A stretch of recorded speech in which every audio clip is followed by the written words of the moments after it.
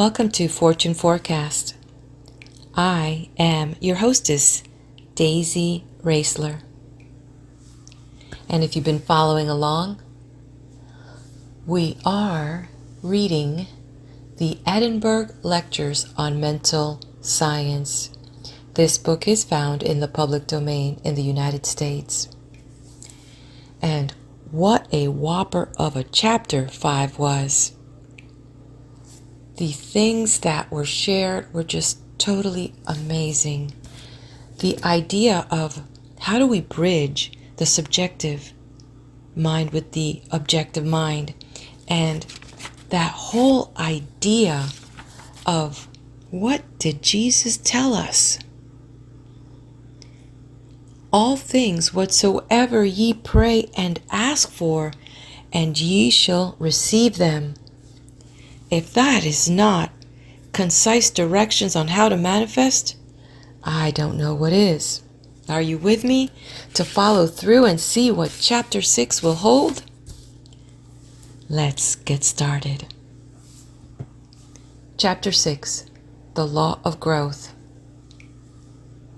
A correct understanding of the law of growth is of the highest importance to the student of mental science. The great fact to be realized regarding nature is that it is natural.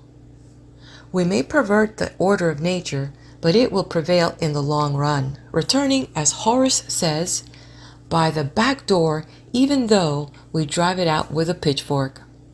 And the beginning, the middle, and the end of the law of nature is the principle of growth from a vitality inherent in the entity itself. If we realize this from the outset, we shall not undo our own work by endeavoring to force things to become that which by their own nature they are not. For this reason, when the Bible says that he who believeth shall not make haste, it is enunciating a great natural principle that success depends on our using and not opposing the universal law of growth. No doubt, the greater the vitality we put into the germ, which we have agreed to call the spiritual prototype, the quicker it will germinate. But this is simply because by a more realizing conception, we put more growing power into the seed than we do by a feebler conception. Our mistake always eventually resolve themselves into distrusting the law of growth. Either we fancy we can hasten it by some exception of our own from without, and are thus led into hurry and anxiety, not to say sometimes into the employment of grievously wrong methods. Or else we give up all hope and so deny the germinating power of the seed we have planted. The result in either case is the same, for in either case we are in effect forming a fresh spiritual prototype of an opposite character to our desire, which therefore neutralizes the one first formed and disintegrates it and usurps its place. The law is always the same, that our thought forms a spiritual prototype which, if left undisturbed, will reproduce itself in external circumstances. The only difference is in the sort of prototype we form, and thus evil is brought to us by precisely the same law as good. These considerations will greatly simplify our ideas of life. We have no longer to consider two forces, but only one, as being the cause of all things. The difference between good and evil resulting simply from the direction in which this force is made to flow. It is a universal law that if we reverse the action of a cause, we at the same time reverse the effect. With the same apparatus, we can commence by mechanical motion which will generate electricity, or we can commence with electricity, which will generate mechanical motion.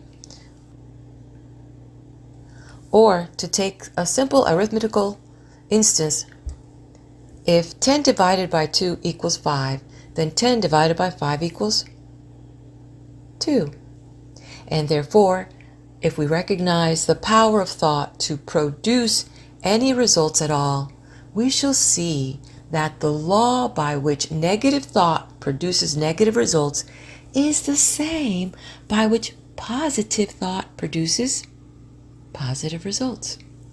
Therefore, all our distrust of the law of growth, whether shown in the anxious endeavor to bring pressure to bear from without, or in allowing despair to take the place of cheerful expectation, is reversing the action of the original cause, and consequently reversing the nature of the results.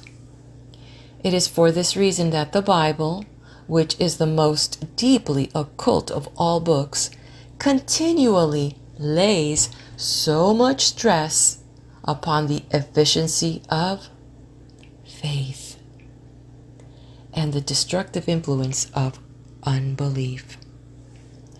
And in like manner, all books on every branch of spiritual science emphatically warn us against the admission of doubt or fear. They are the inversion of the principle which builds up, and they are therefore the principle which pulls down. But the law itself never changes, and it is on the unchangeableness of the law that all mental science is founded. We are accustomed to realize the unchangeableness of natural law in our everyday life, and it should therefore not be difficult to realize that the same unchangeableness of law which obtains on the visible side of nature obtains on the invisible side as well. The variable factor is not the law, but our own volition. And it is by combining this variable factor with the invariable one that we can produce the various results we desire. The principle of growth is that of inherent vitality in the seed itself, and the operations of the gardener have their exact analog in mental science. We do not put the self-expansive vitality into the seed, but we must sow it, and we may also, so to speak, water it by quiet, concentrated contemplation of our desire as an actual accomplished fact. But we must carefully remove from such contemplation any idea of a strenuous effort on our part to make the seed grow. Its efficacy is in helping to keep out those negative thoughts out of doubt, which would plant tares among our wheat, and therefore, instead of anything of effort, such contemplation should be accompanied by a feeling of pleasure and restfulness in foreseeing the certain accomplishment of our desires. This is that making of our request known to God with thanksgiving, which St. Paul recommends. And it has its reason in that perfect wholeness of the law of being, which only needs our recognition of it to be used by us to any extent we wish. Some people possess the power of visualization, or making mental pictures of things, in a greater degree than others, and by such this faculty may advantageously be employed to facilitate their realization of the working of the law. But those who do not possess this faculty in any marked degree need not be discouraged by their want of it, for visualization is not the only way of realizing that the law is at work on the invisible plane. Those whose mental bias is towards physical science should realize this law of growth as the creative force throughout all nature. All those who have a mathematical turn of mind may reflect that all solids are generated from the movement of a point, which, as our friend Euclid tells us, is that which has no parts nor magnitude, and is therefore a complete and an abstraction as any spiritual nucleus could be. To use the apostolic words, we are dealing with the substance of things not seen, and we have to attain that habit of mind by which we shall see its reality and feel that we are mentally manipulating the only substance there ultimately is, and of which all visible things are only different modes. We must therefore regard our mental creations as spiritual realities and then implicitly trust the law of growth to do the rest. And this concludes and ends chapter 6. Wow. My. If I thought I was blown away on chapter 5, what has been revealed here in chapter 6? The law of growth, the law of being. The quote from the Bible from Isaiah chapter 28, verse 16. He who believeth shall not make haste. Where Thomas Troward says the mistake is in distrusting the law of growth. And I love how he wrote on there, to manifest. We must carefully remove from such contemplation any idea of a strenuous effort on our part to make the seed grow. And above all, this one here is my favorite. I bolded it here in my notes. To make our requests known to God with thanksgiving. What do you think?